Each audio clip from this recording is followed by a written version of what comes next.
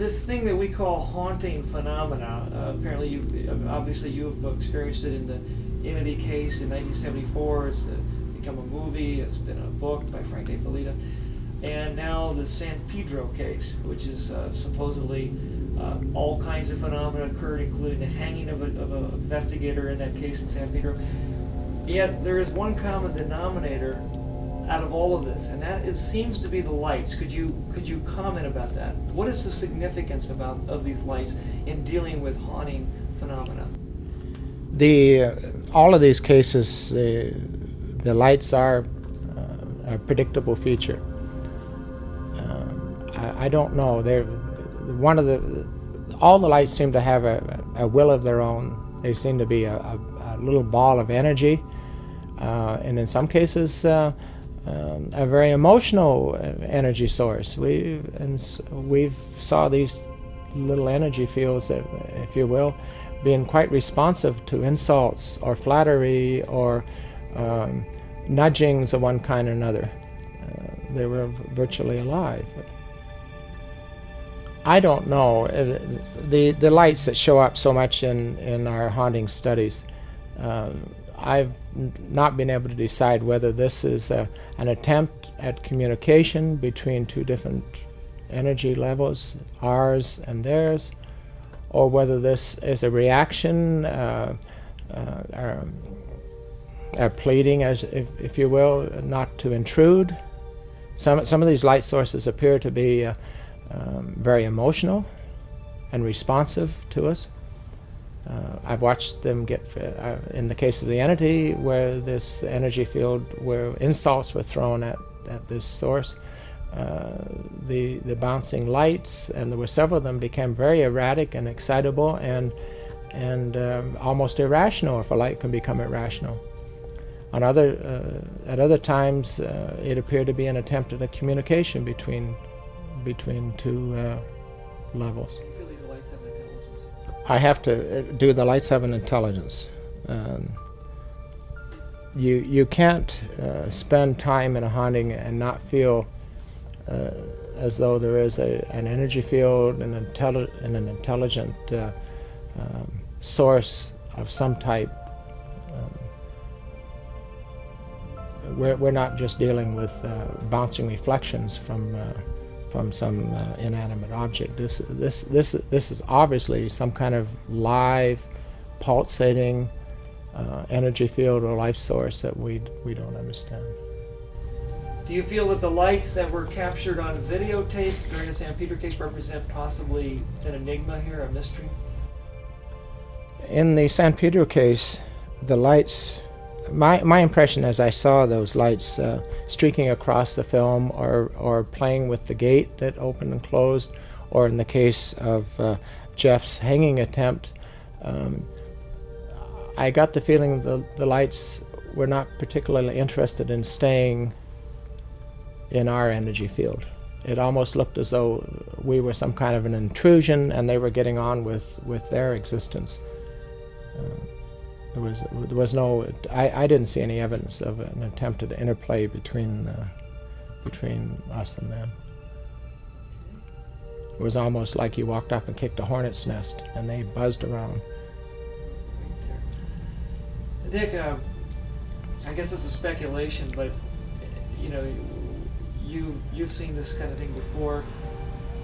Do these lights, what do you feel that these lights represent? Are they wandering souls of the dead? Are they some kind of energy field that is of a random nature, electromagnetic energy field, or is there something else here that's going on that may have something to say about man himself?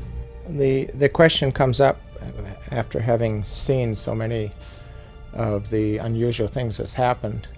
The question comes up, and it's speculative as to what the source is. When special friends get together and they trust each other, they share things like, possibly is that my long lost mother, or my son, or is it my guardian angel, or is it something negative, a source from the devil himself?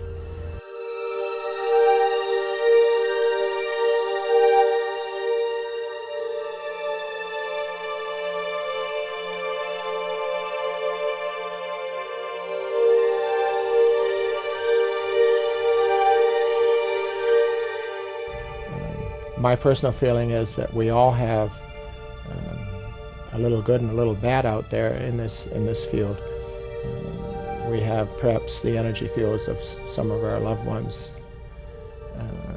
Perhaps we have some negative fields out there that don't do us a whole lot of good. What are the ramifications of this phenomenon for mankind? After watching this film, you can't help but speculate further as to the origin of these. I'm calling them energy fields, for lack of a better term. When you get together with your friends and you have private moments, all over people come up with similar stories of sightings, of experiences, some good, some not so good, of these, what some people might call intrusions in our life.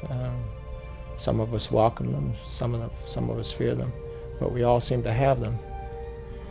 After having seen so much, it's hard just to disregard it. It's hard to write it off as being weird or unlikely or without an energy, a living, live, pulsating energy source out there. We all have, throughout our life, we all have experiences on an ongoing basis, some of which we accept and some which we don't, some which please us, some which scare us, but we all have these experiences every day and every week and every month, and sometimes we share these experiences with our special friends. There's little doubt in most of our minds, if we're to be honest with ourselves, that there's something out there that is live and significant and important. And there might come a day when our two levels will be closer together and we'll begin to understand each other more. Well, this whole field is exciting to everybody. It's a little bit like sex. Everybody's intrigued by it. Not everybody wants to share their experiences with just anybody, but anytime you get together with special friends that feel that they can speak freely to each other, this subject comes up and some amazing stories come out. The better friends you have, the more amazing the stories are, because the more people feel that they're not going to be considered a nut by sharing. It's a field that probably is the least understood and the most intriguing to everybody. Are these lights ghosts, or what is a ghost? What is a ghost? Well, are the lights ghosts? Are the lights an energy field? Are the lights our past relatives, our special friends who come back to share time with us, or to look after us, or to help us through bad times? Possibly. My personal feeling is that in most cases, these are energy fields that either are here to help us, to do us some good, or at the very least, probably to remain neutral in our life, in our space of life. The San Pedro case is a little bit disturbing to me because this is the first time I've personally seen evidence of violence, a very negative influence in these energy sources.